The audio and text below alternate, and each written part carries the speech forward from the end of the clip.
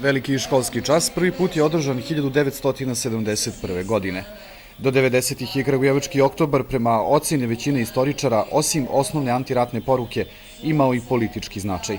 Šumarice su bile mesto na kome se isticao značaj antifašizma, sećanje na žrtve, ali i demonstriralo jedinstvo, moć države i pripatnost društvima koje su 45. bila na strani pobednika.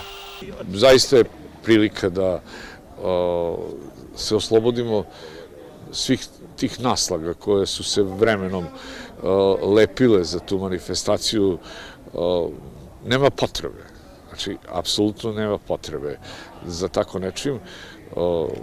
Treba se držati njegove izvornosti te manifestacije i njenog smisla koje je imala u početku i za nečim drugim nema potrebe.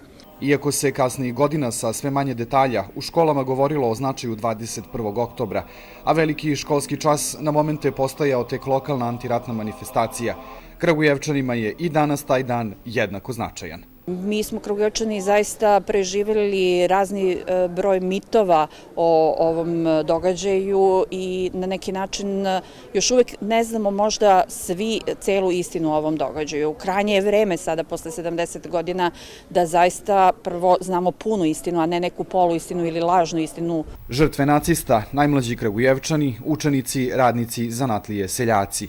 Ponovo su ujedinili sve u stavu da se prema žrtvama odnosimo sa jednakom pažnjom. Na to su podsjetili i okupljeni na tradicionalnom bdenju uoči 21. oktobra. Moramo da se oslobodimo predrasuda. Mi imamo obavezu da poštujemo stradale za slobodu svoga naroda.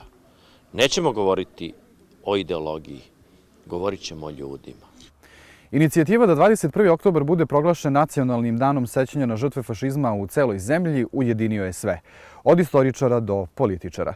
U prilog tome ide i podatak da muzej 21. oktobar poslednjih godina beleži sve veću posetu, a spomen park Šumarice ponovo postaju nešto više od običnog izletišta Kragujevčana. Time se posle 2 decenije ponovo vraćaju uloga i značaj Kragujevačkog oktobra, koji bi poput Međunarodnog dana pobede nad fašizmom trebalo da postane i dan pobede nad svim razlikama i podelama.